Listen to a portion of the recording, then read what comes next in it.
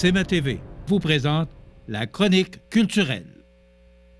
Je vous souhaite la bienvenue à notre chronique culturelle et on a profité de cette belle journée. On est lundi, là, parce qu'on enregistre toujours un petit peu d'avance pour les besoins de la cause. Fait beau. Bonjour, Faut Cynthia. en profiter. Bonjour. Est-ce que c'est ce qu'on appelle rendre l'utile à l'agréable? Oui, effectivement. Alors, on est sur la rue du Quai, tout près de l'Office du tourisme de Montmagny. C'est merveilleux, un beau coin. Oui, un beau tellement. coin, il y a des tables pour s'asseoir, il y a des bancs pour regarder les chutes. Belle place pour venir prendre une marche. Voilà. Ou faire une chronique. Encore. Hein? Avec les cheveux dans le vent, Oui. c'est parfait. Nous, on est dans le vent.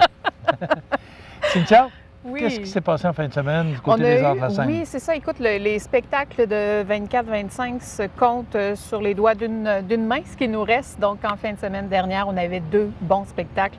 Alain Choquette, qui est venu nous impressionner pour vrai. Il y a plein de tours de magie, d'illusion. Je pense qu'il en a surpris plus d'un dans tous les tours qu'il a fait. Donc, c'était vendredi dernier. Et samedi, c'était une soirée de New Country avec les gars du coin de Lévis, le Blue Ridge Band. Donc, ça a été une très, très belle soirée. Bon, les gens ont été conquis. Totalement. Bon. C'était une belle façon de changer les idées. Je sais qu'il faisait pas très beau en fin de semaine. Donc, le spectacle et le cinéma, ça a été très apprécié, selon moi. Raison de plus pour qu'on en profite aujourd'hui. Oui, parce tellement. que le soleil est... Ça fait rare. Oui, c'est très rare. Oui. Même trop rare. Trop rare, effectivement. Maintenant, du côté du cinéma. Cinéma, on a une belle programmation pour vous. Donc, jusqu'à jeudi, c'est le film québécois Fanny qui est à l'affiche. Donc, on a plusieurs personnes, justement, qui sont venues le voir durant la fin de semaine. On a de très, très bons commentaires. Semble-t-il que le film est vraiment très, très bon. Et c'est vous québécois, savez, c'est québécois. Donc, oui, il y a des images qui ont été tournées, justement, sur le bord du fleuve, au Bas-Saint-Laurent. Donc, peut-être que c'est des points de vue que vous connaissez déjà ou certains villages que vous allez revoir dans un film. Donc, c'est vraiment super. Alors, c'est jusqu'à jeudi, donc du côté de la salle Promutuelle Assurance. À partir du 30 mai, donc, on s'en va vraiment dans un film d'action qui s'appelle Le Comptable 2. Donc, ça sera présenté du 30 mai jusqu'au 4 juin. Donc, vraiment, film d'action. On s'en va complètement ailleurs avec le film qu'on présente actuellement. C'est avec, entre autres, Ben Affleck qui est à l'affiche dans ce film-là. Par la suite, on reste un peu dans le... Hein, Ben Affleck, oui, c'est vrai que ça fait un petit bout qu'on ne l'a pas vu. Il me semble, là. C'est vrai. Oui, tu as raison. Ouais. Ça fait C'est pas une longtemps. question, c'est une affirmation. Je vois dans tes yeux là, Oui, j'essayais mais il me semble que de ça me fait longtemps rappeler. qu'on ne l'a pas vu au cinéma. Oui, bien, probablement dans le comptable 1, je pense qu'il était dans OK. celui-là, mais le comptable 2, donc à partir du 30 mai. On reste un peu dans les films d'action par la suite, à partir du 6 juin et jusqu'au 12 juin. Donc, c'est le nouveau film de Marvel, donc les anti-héros cette fois-ci. C'est pas des héros, c'est des anti-héros. Donc, c'est Thunderbolt qui sera présenté jusqu'au 12 juin. Pour l'instant, c'est les films qui sont confirmés de notre côté. On est en attente pour le nouveau film de Disney qui s'appelle Lilo et Stitch. On aura aussi d'autres films. On le sait qu'il y a le film québécois Menteuse qui s'en vient cet été. Donc, on sera possiblement dès la sortie. Donc, à travers le Québec, là, ça sort en juillet. Donc, on sera possiblement sur ce film-là dès la sortie. Oui, c'est important ce que tu mentionnes, et puis de le dire, puis de le rappeler aux gens que maintenant, les sorties de films, oui, peuvent sortir dans les grands centres, puis Oui. c'est tout à fait normal, Oui. là, Québec, Montréal, Sherbrooke, Oui. Trois-Rivières, Gatineau. Oui. Mais maintenant, il n'y a pas beaucoup de délai Non, entre non, les, c'est quand même... les salles de cinéma Oui. et les grands centres. Donc, ça vaut la peine d'attendre un Oui. peu. Peut-être on parle d'une semaine ou deux. Oui, c'est ça. On est peut-être dans une échelle d'à peu près de 2 à 3 semaines habituellement. Il y a certains films que ça nous prend un petit peu plus de temps avant de pouvoir le présenter. Il y a vraiment plein de facteurs qui font en sorte qu'on ne peut pas présenter certains films aussi. Là, c'est pas toujours évident. Là, on a un seul écran. Donc, vous savez, un écran, c'est un seul film. À travers tout ça, on est en période de spectacle aussi. Donc, on a certaines contraintes, là, justement, qui fait que certains films, on doit attendre le plus longtemps possible avant de les présenter. Mais à partir de juillet, on sera en horaire d'été pour le cinéma. Donc, on augmente le nombre de représentations en journée. Donc, sur semaine, on fera plus de représentations. Et en soirée, on maintient aussi l'horaire. La fin de semaine, même chose. Donc, ça sera des belles occasions de venir au cinéma. Donc, prévoir, là, quand il pleut, Oui. c'est une belle activité quand il pleut. Oui, mais quand il fait trop chaud aussi, l'air climatisé est toujours grandement apprécié. Oui, mais c'est surtout la pluie. Oui. Fait, là, vous devez être très populaire. Bien, on souhaite ne pas être populaire à cause de la pluie, mais on va vous travailler une belle programmation pour cet été. OK. Alors, tu parles de juillet, c'est du 1er juillet? Oui, c'est ça. Donc, à partir du 1er juillet, on augmente vraiment le nombre de représentations jusqu'à la fin du mois d'août, où là, on va reprendre notre horaire normal. Oui, mais c'est normal parce que là, la saison des spectacles va recommencer. Alors, vous devez jouer avec, partager un peu les salles. Voilà. OK. Alors, au niveau du cinéma, juste rappeler aux gens, là, pour avoir l'horaire, on a qu'à communiquer là, aux Juste à communiquer avec nous ou directement sur notre site Internet, donc le adls.ca, où tous les détails sont là. Vous savez à peu près combien de temps d'avance? Ça dépend vraiment, mais des fois 2 à 3 semaines avant de présenter le film, on le sait. On attend toujours le plus longtemps possible pour vous confirmer les films. Ça nous garantit d'avoir les meilleurs films possibles. OK. Puis, aussitôt que vous le savez, c'est déjà installé sur le site? Oui. OK. Ça se fait dans la journée même. Bon, mais maintenant... Une équipe très efficace pour faire ça. Bon, un petit clin d'œil. Une petite tape dans le dos, là, ça fait du bien. Maintenant, on sait que la saison des spectacles tire à sa fin. Oui. On en est où, là? En fin de semaine, il se passe quoi? En fin de semaine, on a un seul spectacle, donc c'est Dave Finlay qui sera avec nous, qu'on a découvert il y a quelques temps par l'émission En direct de l'univers, qui était le spécial de Lise Dion. Je ne sais pas si les gens s'en rappellent. Et l'année dernière, il est venu chez nous, donc à la salle Edwin Bélanger. Il était en version solo, donc seul sur scène. Mais cette fois-ci, il est accompagné de 2 autres musiciens. C'est un artiste incroyable, très, très généreux. Il a adopté le Québec pour vrai, tellement qu'il a appris un peu le français et il nous promet de faire au moins une chanson en français. Donc, c'est vraiment grandement apprécié. Un grand défi. Grand défi, effectivement, mais grandement apprécié aussi. Ça ne donne pas grand temps. On sait que la langue française n'est pas trop facile à apprendre. C'est très, très difficile, surtout pour le chanter. Mais je pense qu'il va avoir réussi. On a eu quelques petits extraits où on l'entend se pratiquer et tout ça. Fait que je pense qu'il va vraiment bien réussir. C'est un compositeur, auteur-compositeur? Oui, auteur-compositeur, mais il reprend aussi plusieurs chansons. Donc, c'est un grand interprète, c'est ce que j'ai envie de dire vraiment. Il est très sympathique, très, très généreux aussi. Donc, ça sera un spectacle vraiment apprécié de notre public. Donc, ça a été un peu le coup de cœur de l'année dernière. Donc, c'est une des raisons pourquoi on a décidé de le faire revenir encore cette année.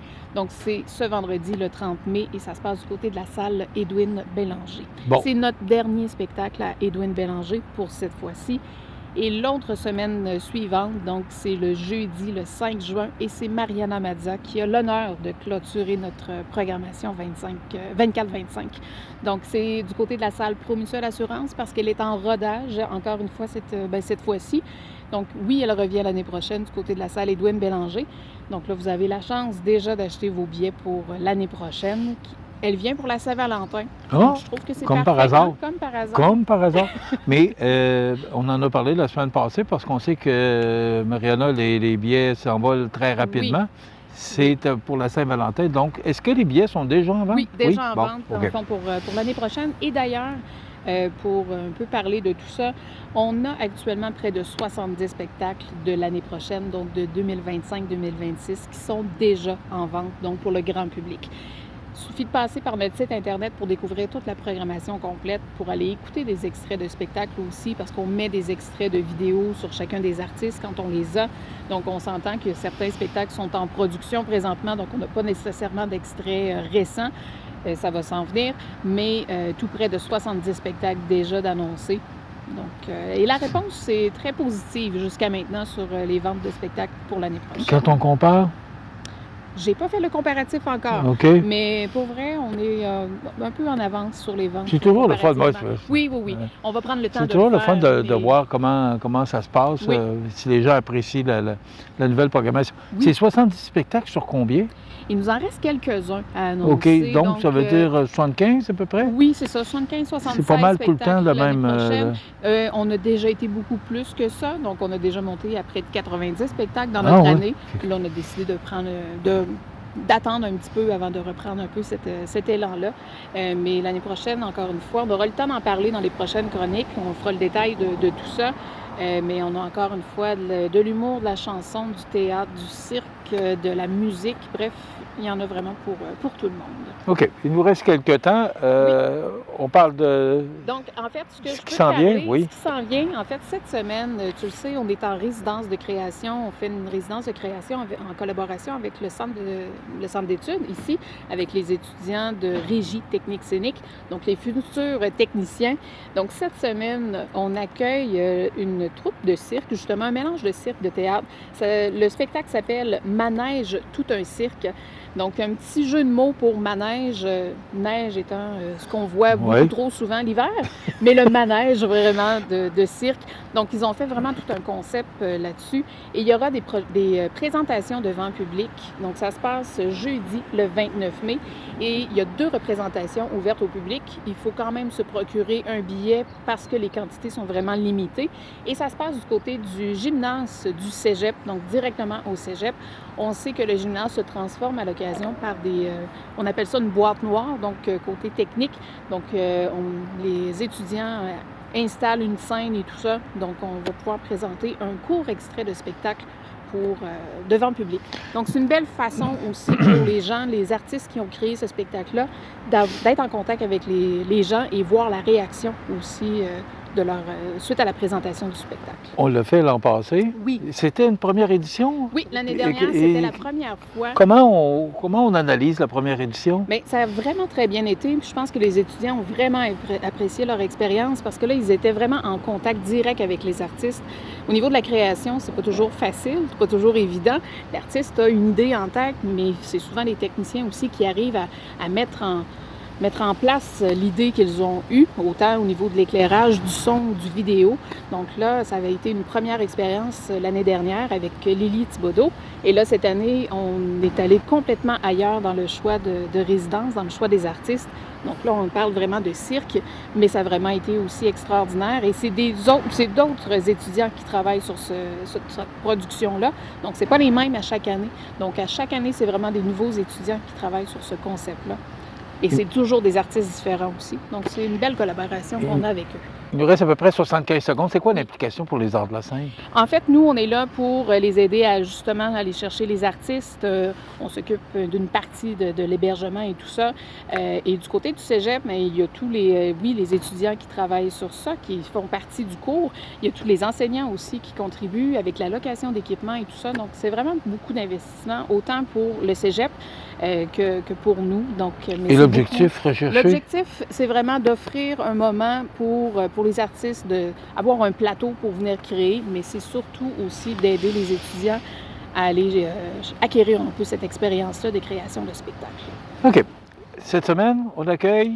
Cette semaine, le cinéma, on est avec Fanny jusqu'à jeudi. On a la résidence de création Manège, tout un cirque le 29 mai et le vendredi 30 mai, Dave Finlay du côté de la salle Edwin Bélanger. Voilà. Ça fait le tour. Oui. Alors, merci. On se retrouve la semaine prochaine. Beaucoup. Parce que ça tire à sa fin. On termine. La dernière chronique aura lieu le 18 juin. Oui. Et on va reprendre ça au mois de septembre avec un immense plaisir dans la nouvelle programmation de CMA TV. Merci beaucoup, Cynthia. Merci. Cynthia Lamontagne des Arts de la Scène. Voilà, bien, ça complète. Et je vous rappelle, il me reste quelques secondes pour vous dire qu'on est bien installé ici sur la rue du Quai. Puis je vous invite à venir faire un tour. Il y a des bancs il y a des tables, comme on voit, pour venir pique-niquer. C'est merveilleux. On a une belle ville, puis en plus, on a une belle vue avec les chutes. Puis... Alors voilà, bien, c'est d'ici qu'on vous parle, là. Ça complète.